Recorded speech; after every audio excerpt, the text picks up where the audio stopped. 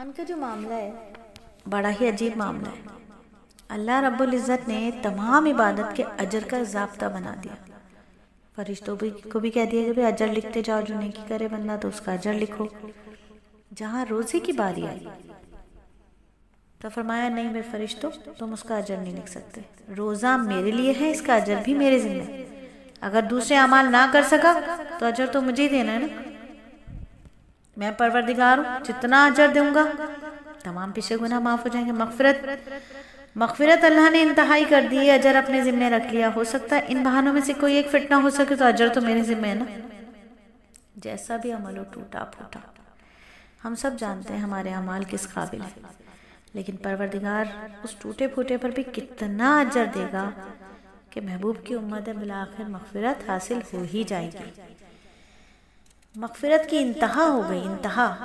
اس کے باوجود بھی اگر کوئی آدمی قدر نہ کرے تو پھر غصہ آئے گا یا نہیں آئے گا؟ بالکل آئے گا۔ تو پہلے ہی بتا دیا تھا، مہینہ آنے سے پہلے ہی اپنے محبوب کی زبان سے کہلوا دیا تھا، فرشتے کو بھیج دیا تھا کہ جاؤ میرے محبوب کے سامنے اور کہو برباد ہو جائے وہ شخص جس نے رمضان کا مہینہ پایا اور اپنی مغفرت نہ کروائی۔ کہ جب ہم مغفرت پر تلے ہوئے پھر بھی وہ مغفرت کا کوئی بہانہ نہیں اپناتا تو پھر اس شخص سے کوئی بدبخت زیادہ ہو ہی نہیں سکتا۔ محبوب کے سامنے آئے بھی کون ہے؟ جبرائیل علیہ السلام۔ انہوں نے بد دعا کی ہے، اللہ کے محبوب نے ان کی بد دعا پر آمین کی مہر لگا دی۔ تو جب اس حدیث کو پڑھتے ہیں نا تو حیران ہو جاتے ہیں کہ اللہ تو بچے سے ماں ناراض ہوگی تب بھی اگر اس بچے کو کوئی برا بھلا یا بد دعا دے گا تو ماں آمین نہیں کہتی، غصے میں آ جاتی۔ کون ہوتا ہے بد دعا دینے والا؟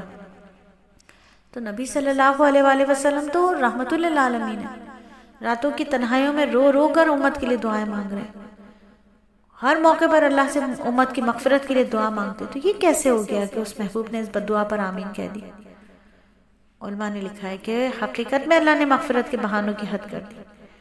اب اس کے باوجود بھی جس کسی نے مغفرت کا کوئی بہانہ نہیں اپنایا تو وہ تو پھر واقعی شقی ہے، بدبخت ہے۔ محبوب نے آمین کہہ کر مہر لگا دی۔ تو ہمیں چاہیے کہ ہم رمضان مبارک میں اپنے لیے کوئی نہ کوئی بخشش کا بہانہ ضرور بنوائیں، بخشش کے جتنے بہانے بتائیں ضرور ان کو استعمال کریں، اللہ تعالیٰ سے اپنی بخشش مانگیں۔ اللہ تعالیٰ قادر ہیں، وہ ایک عمل پر بھی سب گناہ معاف کر سکتے ہیں۔ تو یہ وہ مہینہ ہے جس کی تمنا نبی نے کی، یہ وہ مہینہ ہے جس کی تمنا نبی نے کی کہ رجب کا چاند دیکھتے نبی صلی اللہ علیہ وآلہ وسلم دعا فرما رہے ہیں۔ مشکات شریف کی روایت ہے کہ اللہ ہمیں ہمارے رجب اور شعبان میں برکت عطا فرما، بخیریت ہمیں رمضان تک پہنچا دے۔